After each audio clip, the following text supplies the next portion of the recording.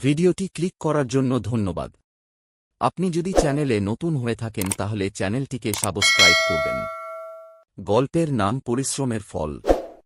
রফিক একজন গরিব কিন্তু পরিশ্রমী মানুষ।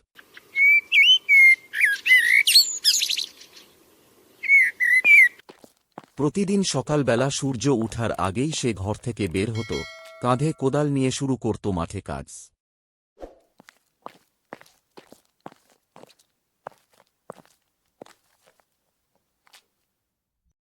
এই যে রফিক ভাই, একটু বিশ্রাম নাও, আর কত কাজ করবি? কিন্তু সে শুধু হাসত আর বলত, জীবন থেমে থাকলে পেট চলবে কিভাবে। এইভাবে দিন কাটছিল।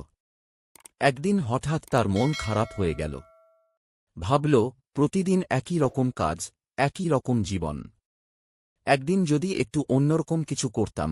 তাই সে সিদ্ধান্ত নিল, জঙ্গলে যাবে। ছোটবেলায় সে শুনেছিল, জঙ্গলে নাকি অনেক রহস্য লুকিয়ে থাকে। পরদিন খুব সকালে সে জঙ্গলের দিকে রওনা দিল।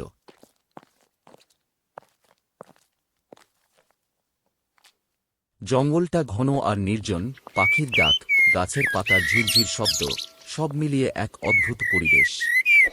হঠাৎ করে সে একটা ছোট ঝরনার পাশে এসে দাঁড়াল। জায়গাটা এত সুন্দর যে রফিক অবাক হয়ে চেয়ে রইল। তখনই সে দেখতে পেল তার একটা হরিণ, যার গায়ে ছিল সোনালি রং। রফিক বিস্ময়ে তাকিয়ে থাকল।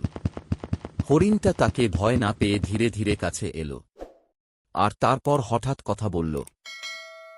হরিণ বলল, রফিক, তুমি এমন একজন মানুষ, যে সব সময় পরিশ্রম করে, কিন্তু কখনো নিজের জন্য কিছু চাও না। আজ আমি তোমাকে একটি পুরস্কার দিতে চাই। তুমি চাইলে একটি ইচ্ছা পূরণ করতে পারো। রফিক প্রথমে বিশ্বাস করতে পারছিল না। তারপর কিছু ভেবে বলল, আমি চাই না ধনসম্পদ। আমি চাই গ্রামের সকল গরিব মানুষের খাবার ও কাজের ব্যবস্থা থাকে। হরিণটি হেসে বলল, তুমি সত্যিকারের মহান হৃদয়ের মানুষ। ফিরে যাও তোমার গ্রামে, দেখবে সব বদলে গেছে। রফিক ফিরে এসে দেখল, তার গ্রামে নতুন এক কৃষি প্রকল্প শুরু হয়েছে।